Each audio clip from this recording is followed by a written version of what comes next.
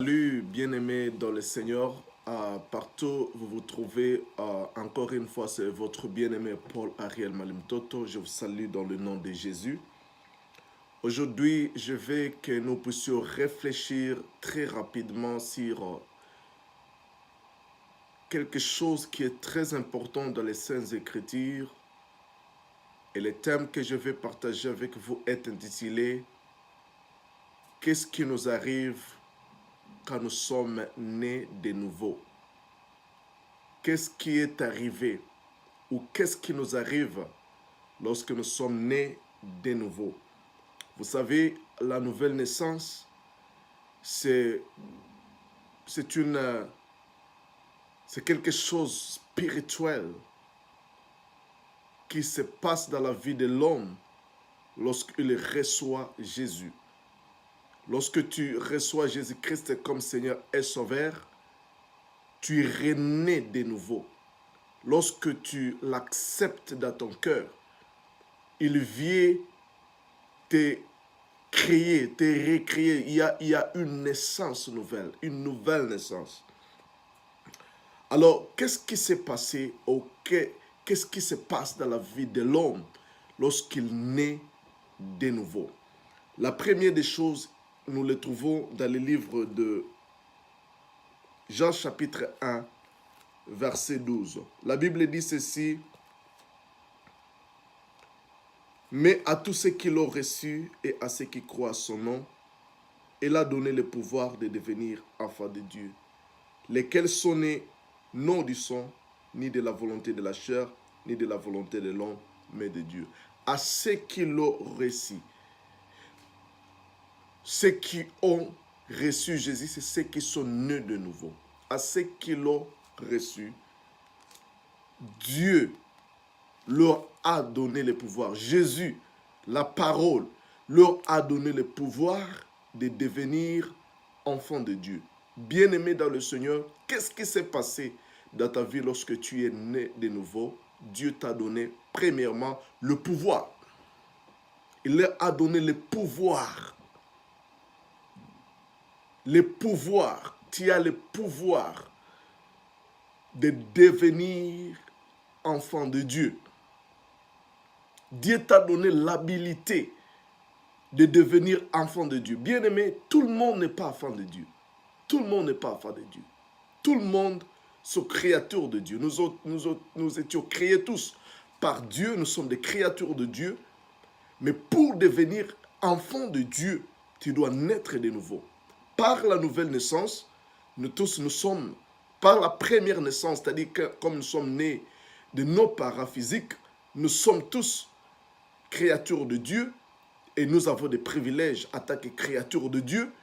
Mais lorsque nous recevons Jésus à la nouvelle naissance, quand nous naissons de nouveau, il y a un autre privilège qui nous est donné, et ce privilège, nous devenons enfants de Dieu. Donc nous devenons comme Dieu. Parce que tout le monde, selon la loi de la création, tout le monde produit selon son espèce. Quand Adam avait péché contre Dieu, il est devenu pécheur, il est tombé, il est mort spirituellement, et tout ce qui devait sortir d'Adam, c'était selon l'espèce d'Adam.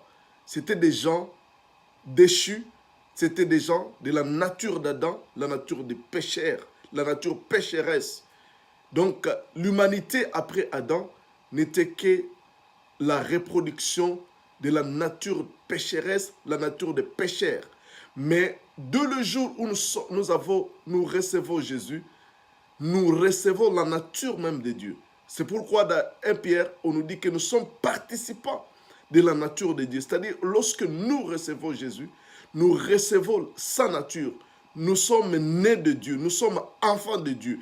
Étant enfants de Dieu, nous avons même la nature de Dieu. Nous sommes aussi de Dieu. Voilà pourquoi même Jésus avait dit, vous êtes de Dieu. Vous êtes de Dieu. N'est-il pas écrit dans votre écriture que ceux à qui la parole a été adressée, Dieu leur a donné le pouvoir de devenir Dieu. Nous sommes des dieux, nous sommes comme Dieu. Quand on dit que Dieu était Dieu de Dieu, un grand Dieu de plusieurs dieux, c'est Dieu là, c'est nous. Si vous lisez dans, pour ne pas peut-être contredire votre théologie, j'ai besoin d'appuyer ça par la parole de Dieu. Si vous lisez dans Jean chapitre 10, verset 35, la Bible dit, si elle appelle Dieu, c'est à qui la parole de Dieu a été adressée. Il appelle Dieu, c'est à qui la parole a été adressée. Or, la Bible dit, à tous ceux qui l'ont reçu, c'est-à-dire ceux qui ont reçu la parole, il leur a donné le pouvoir de devenir enfants de Dieu. Et ici, il est dit que c'est à qui la parole a été adressée, Dieu les appelle des dieux. Nous sommes des dieux. Nous sommes comme Dieu. Nous sommes des dieux. Nous sommes de l'espèce de Dieu. Nous sommes à l'image même de Dieu. Il a dit, si elle appelle Dieu, c'est à qui la parole de Dieu a été adressée. Et si l'écriture ne peut pas être anéantie, celui que la Père a sanctifié en envoyé dans le monde, vous lui dites, tu blasphèmes, et c'est là parce que je dis que je suis fils de Dieu. Bien-aimés dans le Seigneur, nous sommes des dieux. Ça, c'est le premier privilège que Dieu nous a donné. Nous sommes devenus enfants de Dieu. What happened? Qu'est-ce qui s'est passé lorsque nous sommes nés de nouveau? Nous avons reçu le pouvoir de devenir enfants de Dieu. C'est un privilège. Et la Bible dit dans Romains chapitre 8, verset 16, il est écrit ce qui suit. Je peux commencer au 15e verset. Romains chapitre 8, verset 15 et 16. Et vous n'avez pas reçu un esprit de servitude pour être encore dans la crainte, mais vous avez reçu un esprit d'adoption par lequel nous crions Abba Père.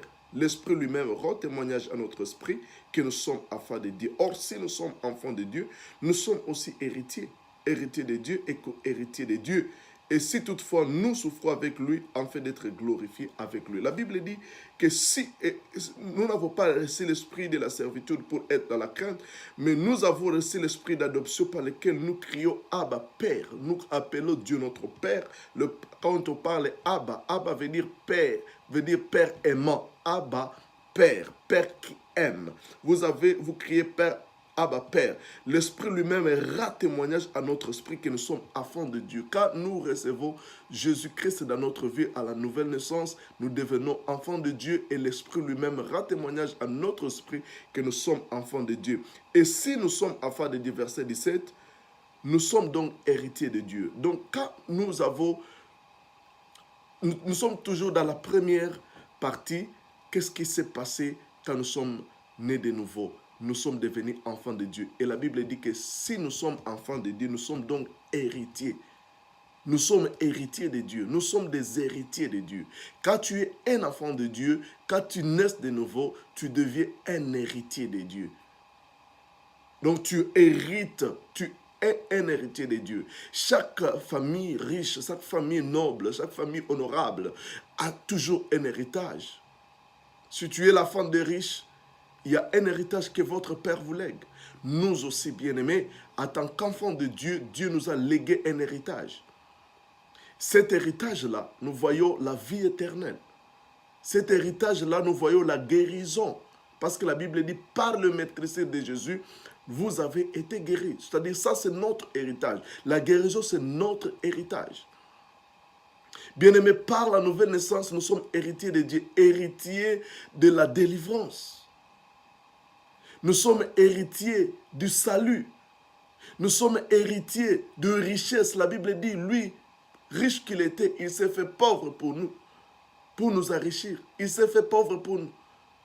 Bien-aimés, l'héritage, c'est la richesse, c'est notre héritage. La prospérité, c'est notre héritage. La Bible dit que je veux que tu prospères comme prospère le temps de ton âme. Tu prospères à tous égards. Prospérer à tous égards, sur le plan financier, sur le plan matériel, sur le plan sanitaire. Dieu veut que tu puisses prospérer. Alors nous sommes des héritiers. La Bible dit, continue à dire ça, nous sommes des co-héritiers de Dieu.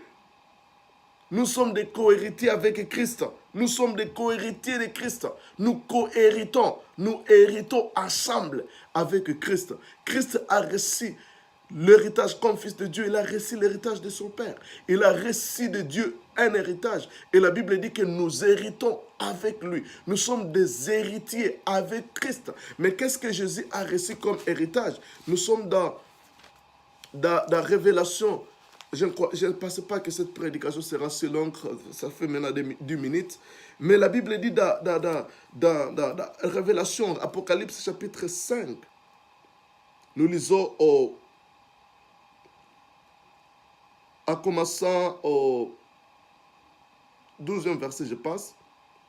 Il disait d'une voix forte, Apocalypse 5, 12, il disait d'une voix forte, l'agneau qui a été immolé est digne de recevoir. Ici, quand on parle de l'agneau, il s'agit de Jésus. L'agneau qui a été immolé est digne de recevoir. Le fait de recevoir, ça c'était son héritage. Quand Jésus a été immolé, quand il a vaincu la mort, il a reçu un héritage. Et la Bible dit que nous sommes co-héritiers avec lui. Nous héritons avec Christ ce qu'il a reçu de son Père. L'agneau qui a été immolé est digne de recevoir la puissance. La puissance, c'est notre héritage.